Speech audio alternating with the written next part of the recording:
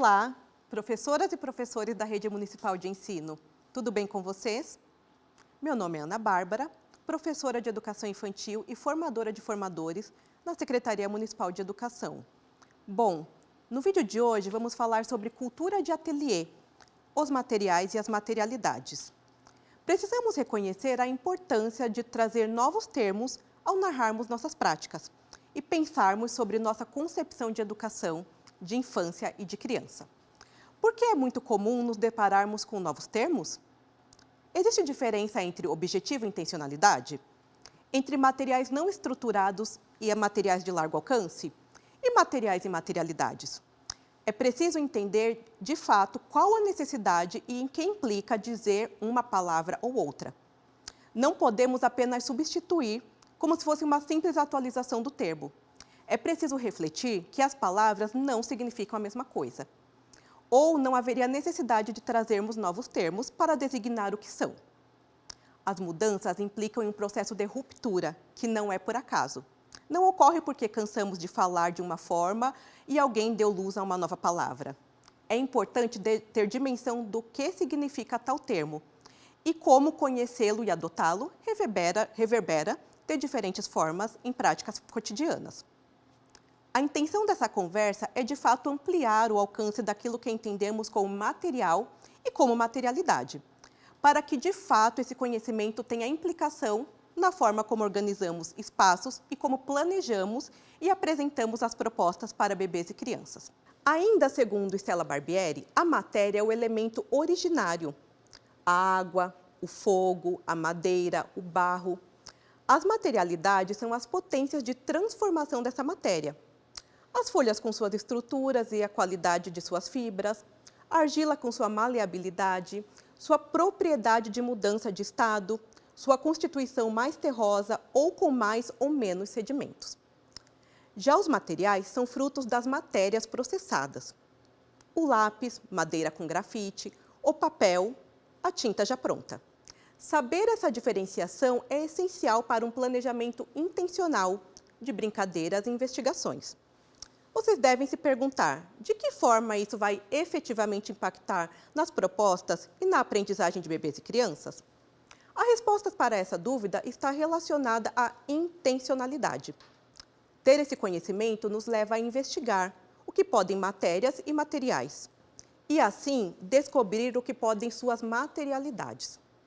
Um exemplo: as unidades de educação infantil receberão um kit com muitas possibilidades, entre elas diferentes tipos de argila, em bloco e em pó.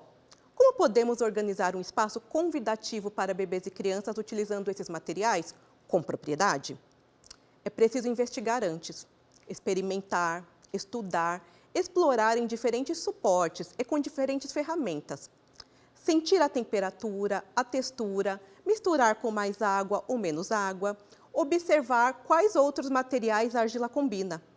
Pesquisar artistas que trabalham com cerâmica, conhecer suas poéticas e suas criações. Depois de vivenciar essa pesquisa, teremos maior intimidade com a argila e poderemos elaborar diferentes propostas com maior intencionalidade.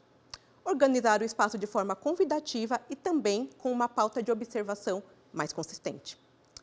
Será possível ter certa previsibilidade sobre como a organização do contexto irá convocar bebês e crianças a produzirem certos movimentos e ações. Quando falamos em previsibilidade, não se deve confundir com direcionamento ou controle sobre o que será feito. Ter previsibilidade significa que a professora levanta hipóteses sobre como sua turma irá explorar, criar com os materiais. Afinal, a forma como o espaço é organizado convida para uma ação ou para outra.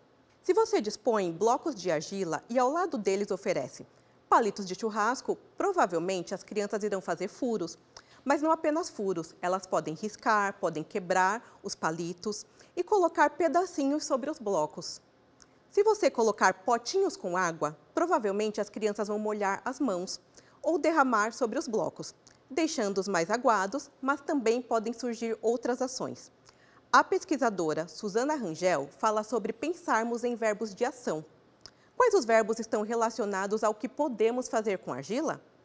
Amassar, enrolar, furar, molhar, esticar, cortar, entre muitos outros. A atelierista Raíssa Oliveira propõe que façamos perguntas para o material, partindo do e se? E se eu molhar a argila? E se eu pegar uma peneira e fizer marcas em cima? E se eu usar um pedaço de barbante para cortar em pequenos pedaços? E se eu misturar com areia? Essas perguntas de ambas as pesquisadoras podem ser feitas durante o planejamento, ou seja, antes de bebês e crianças vivenciarem o contexto. E também depois de vivenciar, pois você terá observado como foi a interação do grupo e, a partir disso, novas perguntas podem provocar uma nova proposta com nova organização e possibilidades de exploração. Esse é um exemplo com argila, mas podemos pensar o mesmo sobre muitos outros materiais, até aqueles que já conhecemos há muito tempo e que temos a impressão de que sabemos tudo sobre eles. Se você se dispuser a explorar a tinta guache, colocando mais água, misturando com farinha ou com areia, depois aplicar na folha de sulfite, no papel craft, numa cartolina, usar como ferramenta um rolinho, um graveto, um garfo, uma colher, uma espátula. Quantos movimentos, quantas percepções, quantas observações vão surgir? Tudo isso quer dizer que cultura de ateliê tem muito mais a ver com a forma como entendemos o que é experimentar e criar, do que com uma sala que damos esse nome.